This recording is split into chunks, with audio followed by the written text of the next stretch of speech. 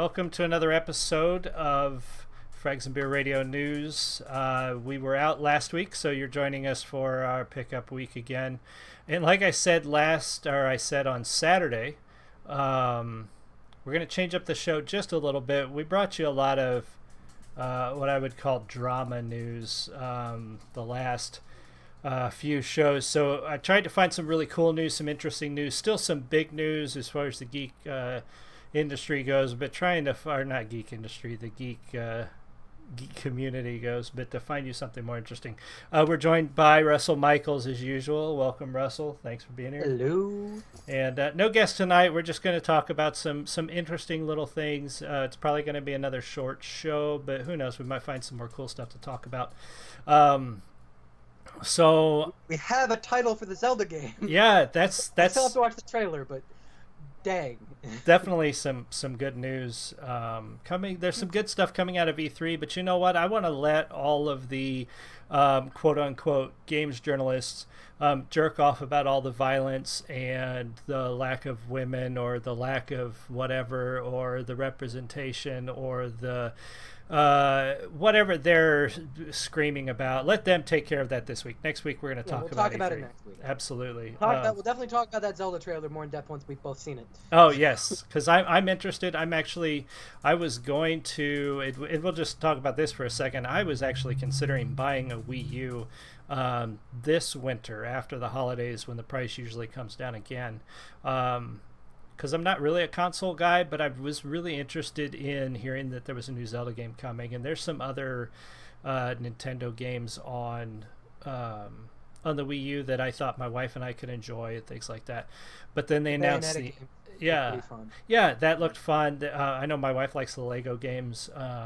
Some of the Mario games are real fun. There's some party games. You know, there was a lot of stuff that isn't available on the other systems and that aren't really computer games, because I'm a PC guy, so I wouldn't buy an Xbox just to play games that I can play on my PC. Wasn't there a Lego game that was like Grand Theft Auto meets Lego? You know what? I'm not sure. I think it came out for the Wii U. I don't know if it came out for the other system. Possible. You know what? It's sorry, I had my phone started ringing. But then they announced the NX, and now I gotta wait. I gotta decide, because I don't really want to buy a Wii U if the NX is gonna have all the games and the Zelda game's coming out for it anyway, so it doesn't really matter. Right? I'll probably just get the NX. Yeah. There's no point to get the Wii U at this point. If it's just coming out for the next system, I mean, right. Why not? Yep, it's going to be on both. So yeah, so that's the big kicker. I'm not sure which one to go. You know what? And my wife's calling back. I'm going to have to take this. I'm sorry, folks. We got to take a break for a bit. Hello? No. Did you put us on mute? Okay, can we talk about this later? Because I'm streaming. Alright, bye. Sorry, I thought it was an emergency, and it wasn't an emergency, so you got to see that, folks. Yeah, I'm surprised you didn't just mute the stream. You know, I thought about it. I was looking for the button, and I made it a quick thing, but that's, live show. Sorry, folks. Anyway, back to it. I wasn't considering I was considering the Wii U. Now I got to consider an NX. The Zelda game might make the difference, but also the controller, because I don't know if the leaked controller is real, but the one they were showing that looks basically like a little iPhone with a touch screen. There's no way that would work for me. I have carpal tunnel in both wrists, and I can't hold something like that for a long period of time. So I'm hoping that leaked controller is not the actual controller that's going to come with that NX. It looks like an oval. Yeah, and it's kind of flat, and like I don't know if anybody else out there, I'm sure there's other people out there that have carpal tunnel listening or might be listening to the show come the recorded episodes, but we need something that we can hold with our hands open, with our fingers open a little bit, not something you pinch with your thumb and forefingers. Like typing on a phone for me can be a struggle if I do it for too long, or The holding. best controller ever was the GameCube controller. That is that is near perfection when it comes to game controllers. Yeah, I like that one. I also like the N64 controller. Was great. It was nice and comfortable. The N64 controller was garbage. It had that really the Z button was in a completely it was in a very bad location. Yeah, I like, but that's one of the first consoles that I really after I grew up. That was one of the first consoles I had was the N64. So, but anyway, that's we're going to talk about A3 next week. After all the game journals are done spewing their garbage, and then we'll talk about the fun stuff and get into that. We're not going to get into the heavy news. There's a lot of heavy news out there, but there's still too much speculation.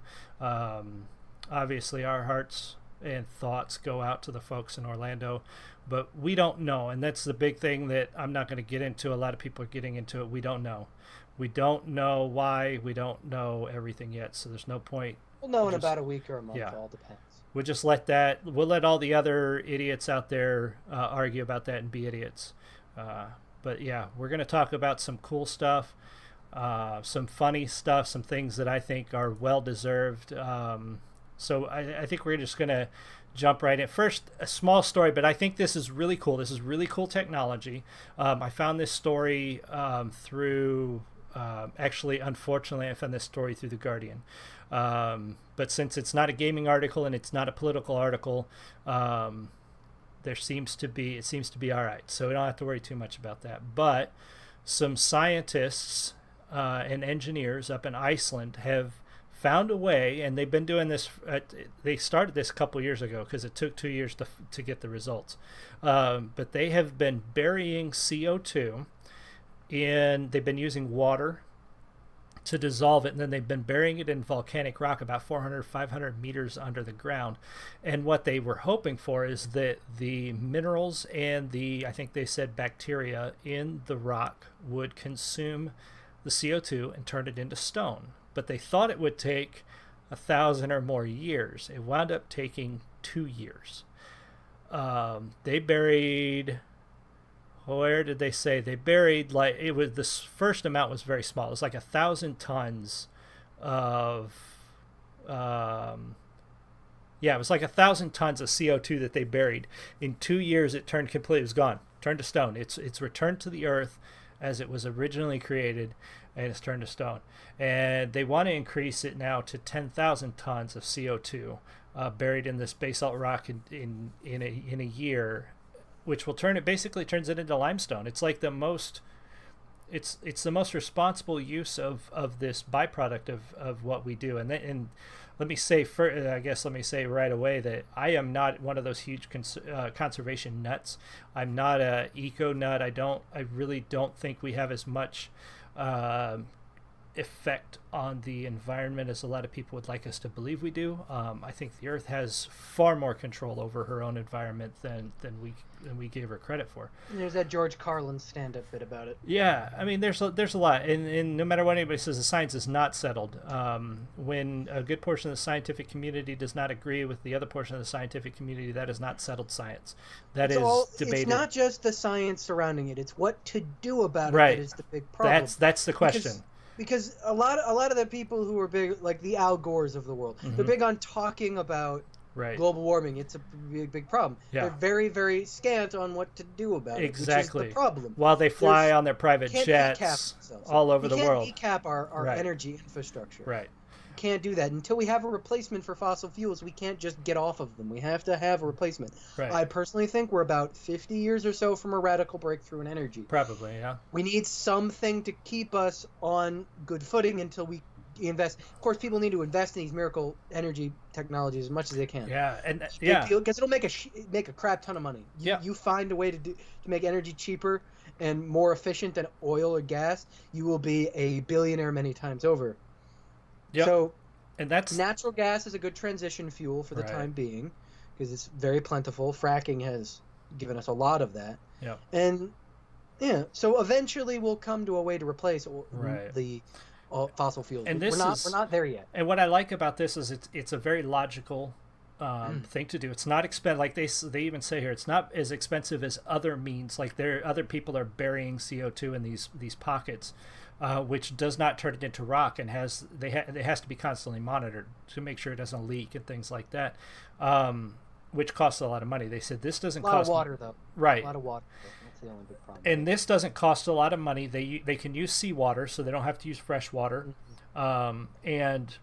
Thank God they don't have to use fresh water, because fresh water is really scant. Right. Like 1% of the world's water is fresh water. And the kicker here, what really kicked me with this article, is they say that they could do so much more if only they could get politicians to help them. Like, nobody wants to help them do this thing. It's cheaper than what we're doing now. It makes the most sense, honestly, but politicians don't want to let them do it. They don't want to help them do it.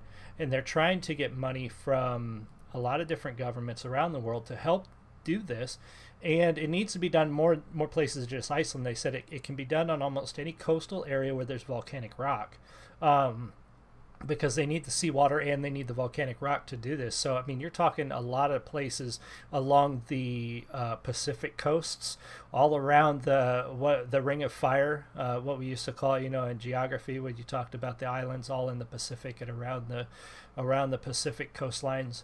Lots of places this could be done, but nobody wants to invest the money and nobody wants to do it. And that really kind of pisses me off, because here is a great, logical, inexpensive way to deal with the byproduct of what we have to do. I mean, we can't just stop using fossil fuels tomorrow. So we're going to have this byproduct for the foreseeable future. And this is such a great way to deal with it, and I really wish. It's cheap, but the reason why people are investing in it is because there's no way to make money off of it. Right. Probably not. Now, if the rocks could be turned into something, if it turns into something, and then you can make like building material out of it or something, or foundational material out of it, people probably would invest in it more. Right. The question is, can you use the rock for stuff after you make it into into a rock? Can it be used for something? It says it turns it into limestone, which is really more of I mean, you can use limestone for stuff, but not really for building much. It's usually used for decorative stuff. Countertops, right? Countertops, the outsides of houses, like, people put slate or limestone instead of brick on the outside of their house, or, so it's not really structurally useful, but it's decoratively useful. But then again, you got to mine it, and then you're going to have people all pissed off because you're mining. So it's just one of those things where this is such a great idea that's probably not going to go very far, just because people aren't willing to just man up and put some money into it. And this is a no-brainer. I mean, it's if you can make money off of it. Yep, exactly. That'll be the dividing line. Yep. When people realize there's a way to make money off of it, they'll start investing in it. Yeah. That's the problem with any new technology. If there's no way to make money off of it, has a chance to wither on the vine. Oh yeah, absolutely. And that's kind of sad. I mean, it's everything else. It's like that. So that's that story. I just thought that was cool. I think that was just cool technology and really, really interesting stuff. Now the rest of these stories are great. They're just kind of people getting, I don't know. To me, it sounds like people getting what they deserve. But I know a lot of people out there they use torrents and they download stuff and they pirate games and they pirate movies and whatever. I'm huge against that, because I'm a creator, I'm a writer, and I put some of my stuff out there for free and some of my stuff I don't, and I work really hard on that stuff, and I understand how other people who create things work really hard on what they create.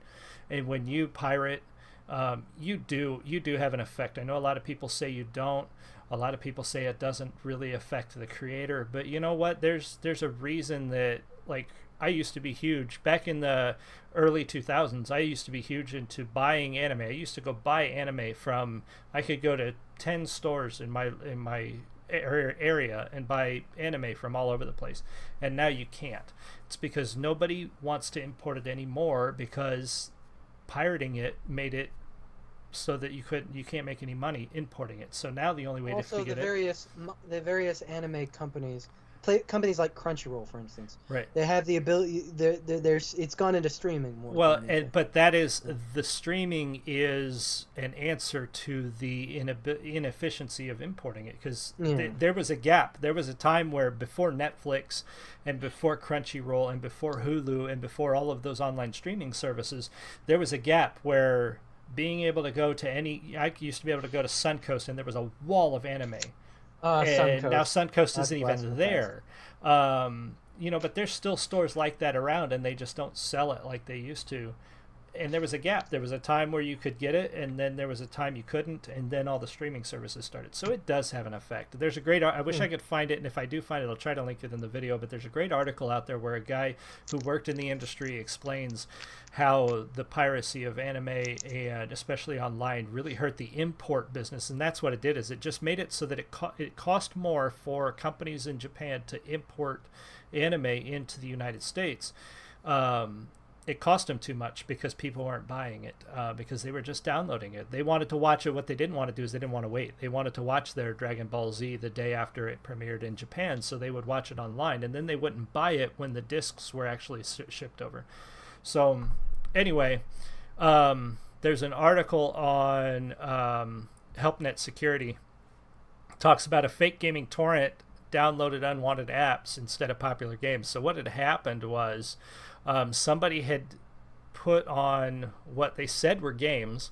An example they give here: Assassin's Creed Syndicate, The Witcher 3, World of Warcraft Legion, and The Walking Dead Michonne, along with some others. But instead of a game, you wound up getting malware, or with their PUA downloader, which is what they say here, a potentially unwanted app. But essentially, these people were downloading what they thought were free games, especially some of these are Witcher 3 is relatively new, Walking Dead Michonne's new. These are new games. They thought they were stealing these new games, and they wound up getting malware. They got viruses.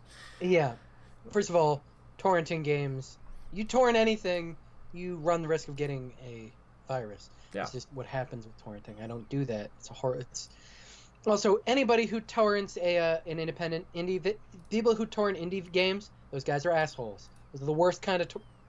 Oh yeah. Because these are people making games for pennies. Yeah. And they don't make that much money compared to the AAA. You pirate those games, you're a jerk. Yeah, and people do, and it kills me because I've heard so many different justifications. I know people who do, and they have various reasons, and I don't try not to judge them personally, but it's still kind of a kicker for me because some of that stuff, it's just, that's why stuff costs so much more money. That's why we have so much. Yeah, especially the games sold in Humble Bundle. Yeah. If you're pirating those games you can get for a penny. Yeah, you're a jerk. You can get for $1. I used to know a guy, and this was years ago, and I know some of the people I know now may be watching this or may watch this in the future, so I'm not talking about any one of them. This is a guy I knew years ago. He used to say, he would always say, well, I just pirate the songs so I know if I'll like the music before I buy the album. But curiously enough, he never went out and bought any albums. I'm like, you're just making an excuse. You're stealing music because you don't want to pay for it. I mean, don't. Yeah. If that's what you want to do, don't beat around the bush about it. Just say I'm taking it because I don't want to pay for it. Don't give me the whole line of I'm just doing it because I want to know if I'm going to like it or not, because then you don't go out and buy the disc, or you don't go out and buy the product or the book or the game or whatever it is you happen to be downloading. But it hurts various industries on different levels depending on what it is. Obviously it doesn't hurt the AAA companies as much, and it doesn't hurt Hollywood as much when you pirate those things. But I see a lot of people who do that, but they also then, like you said, they pirate the indie games. They pirate the independent music. They pirate the books. And let me tell you, I don't care what publisher you're coming out with, unless you're like one of the Elite 10, you ain't making shit writing books. So when you steal a book, you don't go to you can go to a library and get a book for free. When you steal a book, that does hurt. That hurts an author because they don't make crap. Most authors that I know of have full-time jobs and try to write, because that's the only way they can survive. And when you steal that shit, like you are actually hurting somebody. So yeah. I just can't. I just think this is funny because, I mean, this is just one of those things where every once in a while karma comes around and bites you right in the ass, and that's what happens. So and on to add to that, getting what they deserve, we're going to jump right into an article on Uber Gizmo. I found all these really weird articles, but I thought they were fun. I didn't even know this was happening. Apparently there are these Twitch trolls, and this is such an asshole thing to do. Granted, it's not really hurting anybody, but these trolls will donate to Twitch streamers lots of money. Like in this case, in this example, it's $50,000. They donate this money on a Twitch stream to make the streamer think they just got some huge ass donation, right? And then at the last minute, they go back to PayPal to get a refund. They reverse the charges, which pulls it right out without the streamer actually knowing that it happened until it's too late. Well, what happened in this last case is the streamers started reporting it and fighting back, and PayPal denied the refund. So this troll, this guy who's just being a dick, let's see, here it is, iNexus_ninja was his name. PayPal denied his refund request, and dude's in debt now for $50,000 because he thought it was funny to go do that to a streamer. How freaking hilarious is that shit? Yeah, it was really, yeah, and it looks like the guy's not going to get screwed over in the end. It looks like the guy has a lot of money, but first of all, it's a dick move to do. It's a dick move to do things like this. Yeah, just I mean, come on.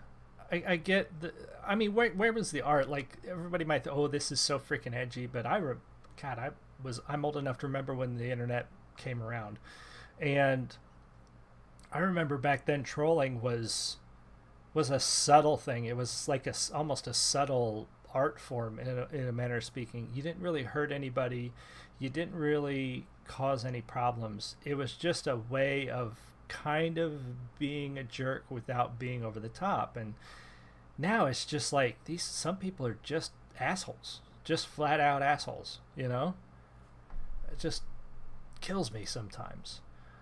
But yeah, so I thought that was funny. That's another getting what they deserve, and I guess that's a theme for the show, because we are also this past week, and I think it was this past week that they filed for bankruptcy. We all know that Hulk Hogan won his lawsuit against Gawker for a lot, like $140 million. $140 million, which is insane, because we all know that Gawker lost a lot of advertising money over the last couple of years, and most of us know why. But somewhere upwards of 7 figures of advertising revenue was lost in a short period of time, because Gawker thought it would be fun to take on the gaming community, which wasn't too bright, but they paid for it, and they're paying for it again because for those of you who don't know, you must know, but in case you've been living under a rock, they put Hulk Hogan's sex tape. They got a hold of it somehow. They put it on Gawker, and then a judge told them to take it down, and they said no. So this is not just a case of Hulk Hogan winning a lawsuit just on the merit of they posted his private sex tape, but also a judge told them to take it down once, and they said no. So Gawker was already, pissing in the wind in this case, and then Hulk Hogan came a knocking, and they lost. And there's a chance that high figure will get reduced on appeal. Oh yeah, there's a good chance, but in the end, it doesn't matter too much, because Gawker filed for bankruptcy this past week. Because they don't have $140 million. I think the last I saw is they're lucky to make what was it? They don't even make half that in a year or something stupid. Like it would take them a long time to make that kind of money. They just don't have it.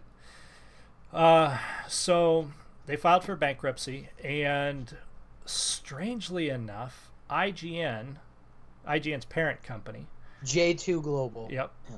Their parent company is paying $100 million, and they are paying $100 million for all of the Gawker Media Group, which I believe includes Vox and Jezebel, Gawker, Kotaku, and a handful of other miscellaneous tabloid sites and rags out there on the internet. And I just don't know why. I don't know why they just didn't let it crash and burn. I don't know why they'd think it's worth $100 million. No, the only thing I could think of, and like we talked about, when I used to work in retail, this was pretty common. I know it's common all over, but my example is something that I lived, because we did it at the company I worked for. But a company goes out of business, like back in the day it was venture stores go out of business, and then Shopko comes along and buys all the venture stores. Even though they're still going out of business, they didn't keep them open. they bought a bunch of these venture stores so that they could have the infrastructure, the stores, the buildings, the land, the parking lots, blah, blah, blah, and all this other stuff. The only thing I can think of is IGN's parent company is buying up all of these sites to get the infrastructure. I mean, you've got staff, you've got office space, you've got computers. I mean, not all of these people are working from home on their personal computers. Some of these people go to work every day just like everybody else. So the only thing I can think of is IGN, maybe their company is looking to expand. I don't know if they're actually going to keep Gawker around or Kotaku around or any of the others. Maybe they're just buying them up so they have all these assets. Because it says right here, Gawker's reported they're in debt between $100 million and $500 million, and only own between $50 million and $100 million of assets. So maybe when you buy a company, you assume their debts too. So true. I don't know why they spent $100 million. You should have bought it for $1. Yeah, that's true. They're going to accrue that debt, but they've also got maybe upwards of $100 million in assets. So I don't know. Like that's the only reason I could think of they would do it. I can't imagine. They paid less than $100 million, but. Yeah, probably it says paid less than 100. It doesn't say exactly how much. So maybe it was, closer to 75. Who knows? But that's the only thing I can think of. I can't think of why they would keep their competition open. Why IGN needs another, why they would need Kotaku around. I mean, Kotaku's garbage. Not that IGN's that much better, but I don't know. I don't get why they did it, but they did it, and I can't see how it's going to be good for any of us, one way or the other. But that I thought that was kind of interesting for the folks out there. A lot of people this week getting their just desserts and karma coming back to bite them, especially in these last two stories. So that's about all I had for this week. What's coming out? Have you saw World of Warcraft? It was okay. It's in the C range. C range. It's in the See It Once territory. I didn't really know a lot about the mythology going in. I only know a little bit piecemeal from playing World of Warcraft. But, we there's a couple of things in the news that were announced today. Donald Glover, who is Troy on Community, is going to have a non-Spider-Man role in the next Spider-Man movie. Oh, so okay. That's cool. Very cool. So I had a guy I work with went and saw World of Warcraft, and he is up on the lore, and it's funny because he told me before he went, he said he was hoping that he knew it wasn't going to be a great Warcraft movie. He was just hoping that it would be good enough that if you didn't know the lore, it would still be entertaining. The action was good. I would say the fight scenes in Warcraft were really, really good. Yeah, he said it wasn't even good if you didn't know the lore. Like he was very he was on the verge of angry. He was so upset that he went to see this movie. And I know my son wants to see it. I don't know if we're gonna go see it in the theater. Like I'm hearing so many bad things, which is really disappointing because of all the franchises with enough to work. That's the thing that kills me with video game movies. Sometimes they take a video game movie that has so little lore and backstory and history, and they make a movie out of it, and it doesn't work because obviously you don't have enough background, you don't have a backdrop. With World of Warcraft, you have so much lore, you have so many characters and so many places, so much history, such an in-depth world that has been created around that franchise, and to still not be able to come up with something that utilizes that and creates a great movie. It surprises me in a way, but it also doesn't, because we've seen so many terrible video game movies after video game. Almost movie all video of them. Game. If not all of them. Just terrible. So bad.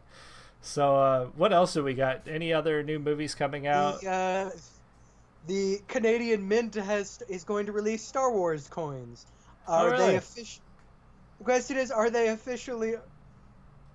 They are currency, though. You'd be stupid to use them. They're commemorative. They're technically legal tender, but you'd be stupid to use them. Oh yeah, they'd be worth more than the metal they're printed on. That's for sure. Yeah, you don't want to do that.